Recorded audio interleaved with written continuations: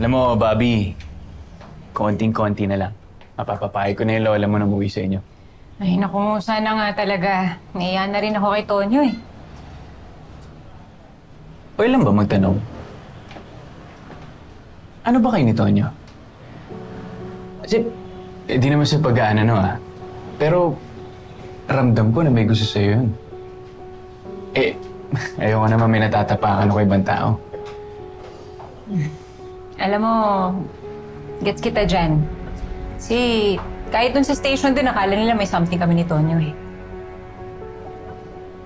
Kung ganun pala naiisip ng mga nasa trabaho ninyo, baka naman may something,